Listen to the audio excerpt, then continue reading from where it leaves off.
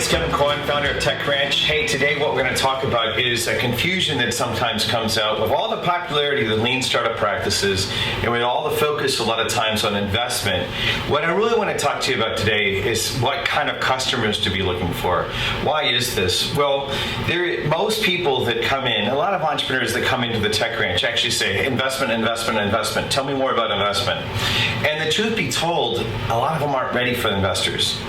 And the difficulty is we were actually thinking, we're going to go ahead and do a talk about investors, but then I realized, I said, I want to start with customers because we always should be customer first.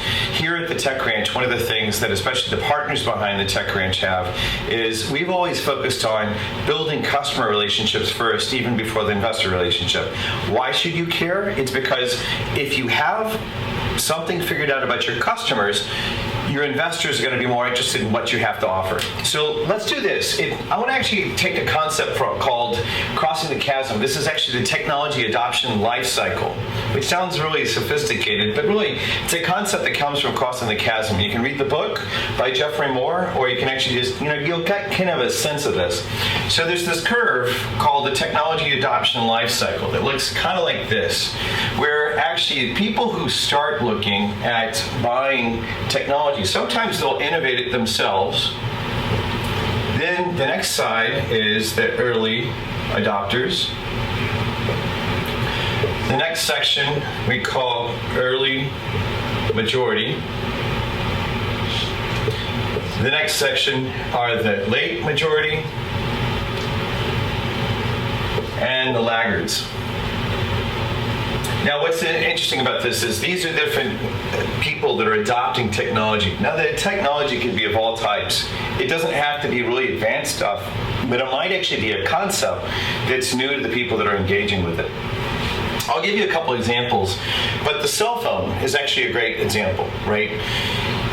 When Steve Jobs brought out the first iPhone and he swiped across it, everyone, there's a group of people that actually ran to the Apple store as quickly as they could to say, hey, I want one. And they slept overnight and all that sort of stuff. These guys were actually early adopters. Innovators say, hey, I want to build something myself. I'm actually going to put together the parts myself. But early adopters are the people who say, hey, even though the product is not working all the time, remember those of you all that had iPhones, you touch it in the wrong place and it actually drops a call because there's a problem with the antenna. You could actually say even, let's just for sake of saying this, 60% of the time it works. Or maybe more, maybe less, depends on the type of technology.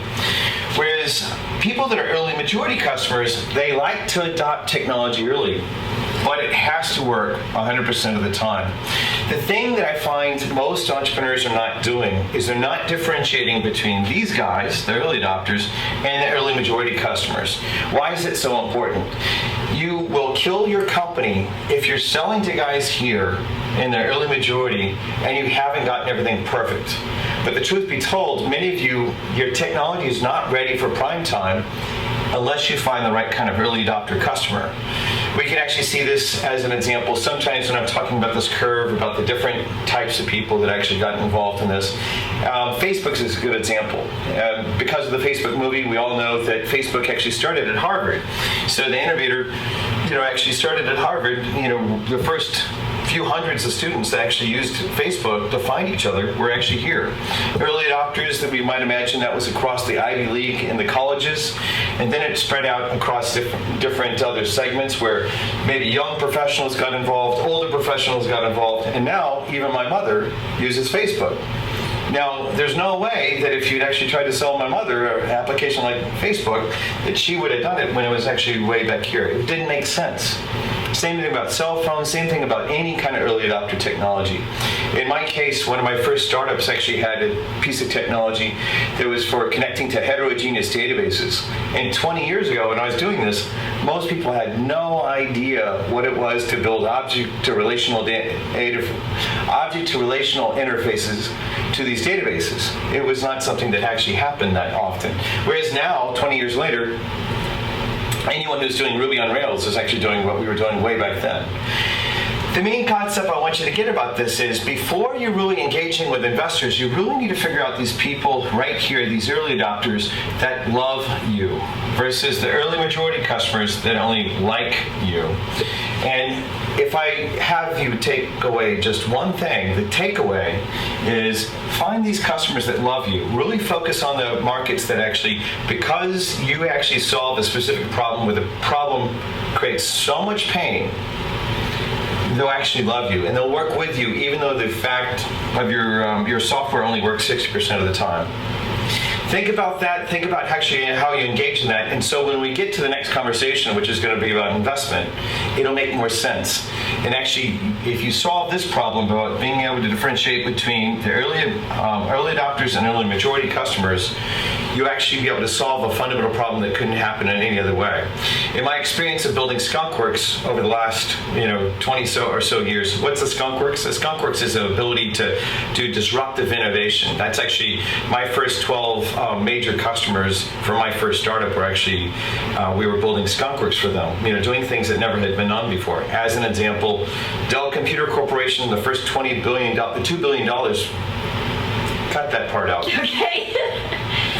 The first $2 billion sold at Dell.com were sold on software that was built in my living room, as an example. And so they were early adopters. There was all sorts of problems with the software at the time, but because they were so far ahead of Compaq and Micron and Gateway, they were able to do things that the rest of the market was like, hey, where did they come from? This whole idea of e-commerce at the time. Actually, it was a pretty big idea during the 96, 97, 98 timeframe.